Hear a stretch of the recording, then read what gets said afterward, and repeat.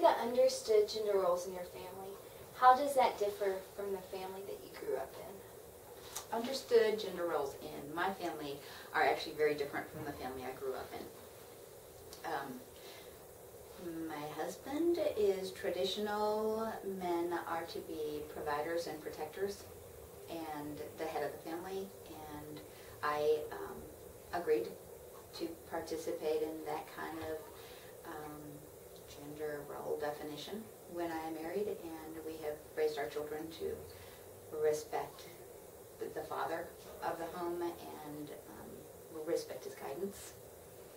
The family I grew up in was one where my father was absent most of the time, and my mother was very busy about making sure everybody was where they needed to be and did what they needed to do, and she was really the mover and the shaker and the emotional hub, and Dad made the money, and I didn't want a family like that, and so I was willing and am thankful for our family, our current family, to be what it is. Does the Bible promote gender roles? What Bible verses teach us about those gender roles? That's a really good one. I think that the Bible does promote gender roles. I don't think it is as defined as parts of our society have made it, nor do I think it's as loose as other parts of our society have made it. But I do think that we are clearly told that that Christ is the head of the church, and the husband is the head of the family, and the wife submits. I think we're told the story of Adam and Eve for a reason, that Eve sinned and she's got her penalties, and Adam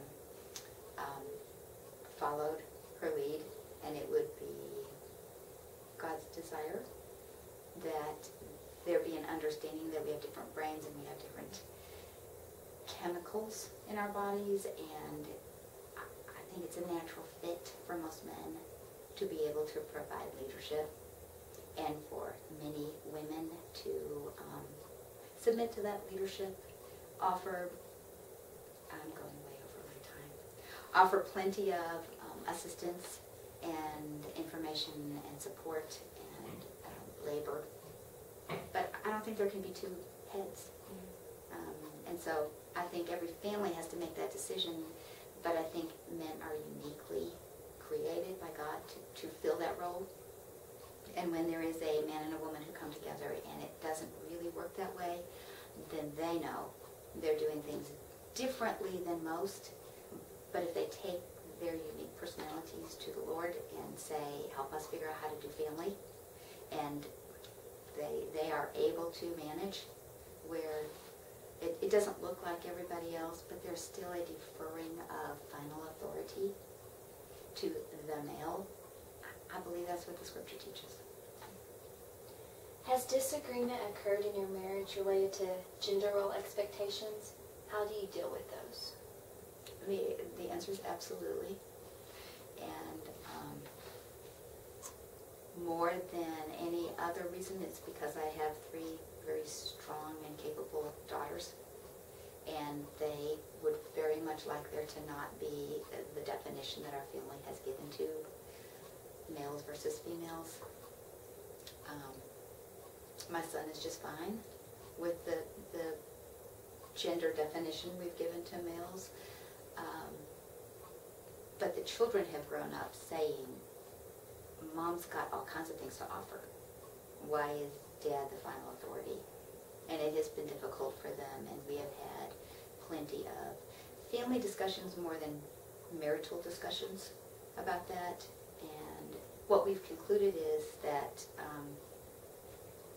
in unique situations, there is the need for the family to understand that me as a woman can make a statement, can make a decision, can take an action, and it is supported by my husband. When we are in disagreement, and it's a very clear disagreement and there's convictions involved, then the family differs. But the arguments have been that the girls did not see where there was value in this. And the girls didn't see gender roles in the church and gender roles in business and gender roles in society in general having to be really any different between males and females. And I don't believe that. I believe there is a difference, but just not quite as much as my husband does. So that's the disagreement, and we've settled it by when he's not around or when he doesn't care or when it's not something that he's strongly convicted of. He defers to me, and I do what I need to do, and there's no problem after that.